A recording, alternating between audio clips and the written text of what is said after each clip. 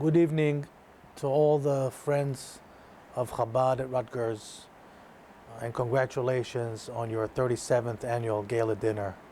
It's a wonderful landmark for a great organization that is literally doing God's work.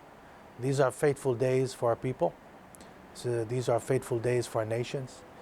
The United States and Israel are on the same side, fighting extremism and terrorism. Look at what's happening in the Middle East. We live in a neighborhood that is falling apart. Countries are disintegrating in front of our eyes, left and right.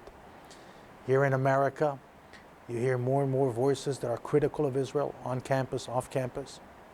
And the fact that the community got together under the leadership of two great friends of mine, Rabbis Carlebach Yosef and his son Mandy, is a great display of not only support for Israel, but also of unity within our own ranks, which is no less important. We need to be one during those fateful days. So I'm here to congratulate the organizers, the activists, the people that spread the good word about Israel day in and day out, on campus, off campus.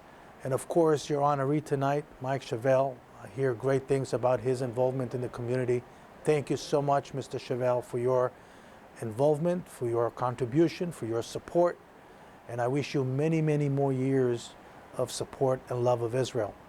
So on behalf of all of us here at the Consulate General of Israel in New York, on behalf of the Israeli government and all of the people of Israel, I want to thank you for your support, for the great work of Chabad at Rutgers, and God bless you all. We were sent here by the Rebbe and just told to do something, to start something Jewish at Rutgers University. I remember trying to get 10 people together on a Saturday morning was next to impossible. And then today, thank God, we have the largest Chabad house in the world with some 90,000 square feet, with hundreds and hundreds of students coming in every day. Well, given the fact that Rutgers University, particularly here in New Brunswick, has among the largest number of Jewish students of any university in the United States, it's very important that we find a variety of ways to meet the needs of those students. The Chabad House performs a very important role in terms of providing housing, providing dining facilities, and a lot of other supports. Honestly, Chabad gave me a home away from home. It was the last night of Hanukkah. I saw some students that I know from the ZBT fraternity, and they invited me in. So I came in with all my menorahs and dreidels and candles and everything, and we sat down and we had a beautiful little party, impromptu party. I walked out on the street to go to my car, and there's a girl there kind of talking loudly, kind of yelling at this boy, "You don't understand me, I'm Jewish, you don't understand who I am or what I am." So this is amazing, 2:30 in the morning, I'm coming out of fraternity and all of a sudden I hear this. This is miraculous, why should I hear this? So I go across the street and write to them and I said, "You're in luck, it's Hanukkah tonight, it's the last night, let's light the candles. Come, we'll go right to the fraternity house and we'll light the candles right across the street." And she says, "Oh, it's my birthday today." She's kind of talking loud and very festive. The boy that she was with was in a bit of a rush, it looked like. He wanted to just take her off on a date and wasn't interested in what I had to say about Hanukkah.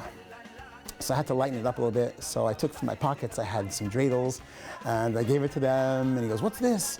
I don't have time for this." And she says to him, "You see, I told you don't understand me. That's a dreidel." And she goes on the floor and starts playing with the dreidel. So I take out of my pocket some Hanukkah gelt. And I said, "Here, take some Hanukkah gelt, some coins, some chocolate coins."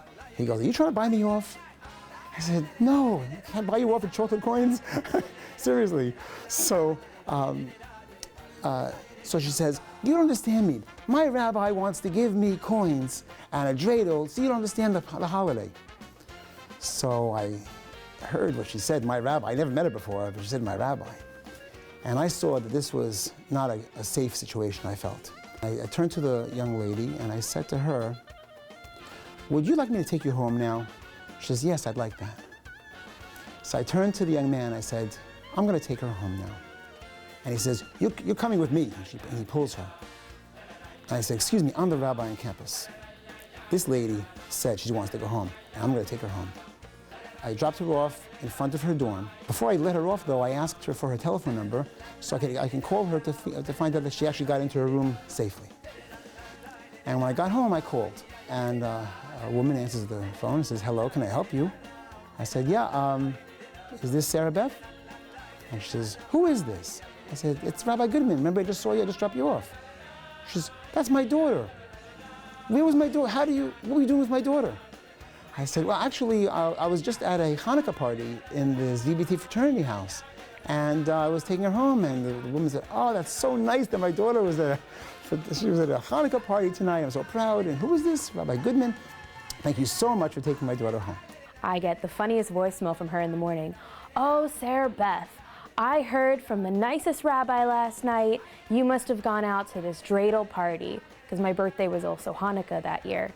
And, oh, I'm so proud of you. Tell me all about it. Give me a call. And I totally understand. You might have drank a little bit. He was so nice. He gave you a ride. Call me. Tell me all about it.